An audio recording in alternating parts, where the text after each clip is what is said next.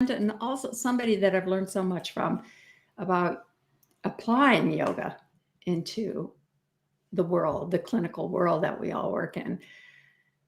And Amy, I still think one of the most powerful things you've done and contributed to our world is this piece of meet your mood. Instead of trying to wrangle ourselves into doing it some other person's way, it's really about listening deeply and being connected to yourself and knowing what would be healing in this moment. And you do that beautifully.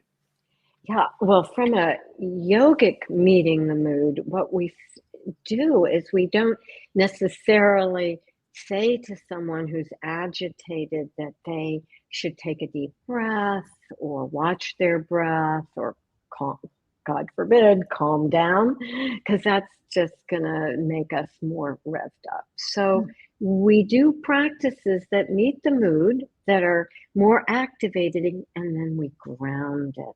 And it honors, if it acknowledges where the person is.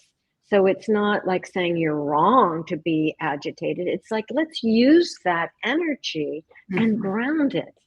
And then by the same token, if someone is a couch potato and they're not going to get up and do a run or go to the gym if depression is visiting.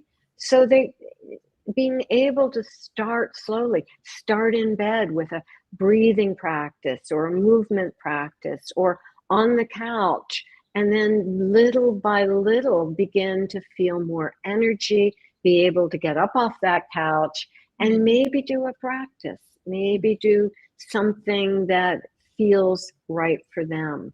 So it's really about honoring where the client, the patient, the student is in the moment. It's so true. When I did my training for social work, I was in a large mental health hospital, training hospital, and somebody had been in one of my courses, Equipolo, and asked me to come and teach the dissociative unit at night. And I thought, okay, it was a really exciting challenge. I was doing it on my own free time. But what I realized is the simple things that were simple for me, I had to really learn how to break it down and make them smaller and more granular so that somebody was willing to take a try at it without activating their threat system.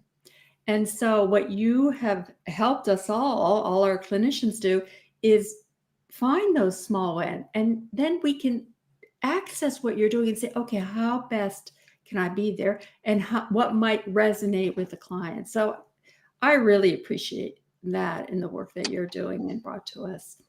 Well, thank you. I think, a lot of it has to do with language and not using Sanskrit terms, because people aren't there for yoga. Unless they happen to be there for yoga, because you've advertised that on your website and your card. But they're there for healing. And so to use the vibratory tones and just say, these are healing sounds. Or to use breathing practices that don't have Sanskrit labels. For example, we call Anuloma and Viloma Krama stair-step breath. And we don't even talk about the breath. We take little steps through the nostrils as though we're climbing a mountain, and then sliding the breath out through the nostrils. So it's not like take 6 little breaths. So there are ways in which we adapt. As Swami Shivananda said, adapt, adjust, accommodate. These practices are too healing to keep on the mountaintop in the ashram. There are ways in which you can help your clients heal.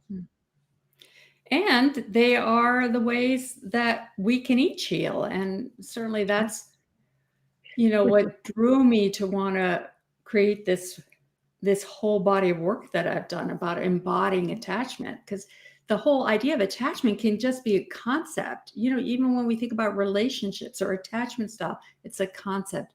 But how do we bring it home? How do we live it from the inside? And that's what we're going to be going through in the course I'm leading with Therapy Wisdom, which is so exciting to bring this material to you and to share it with you. So I hope you'll join me there, and you'll get to have some more of Amy as a guest expert.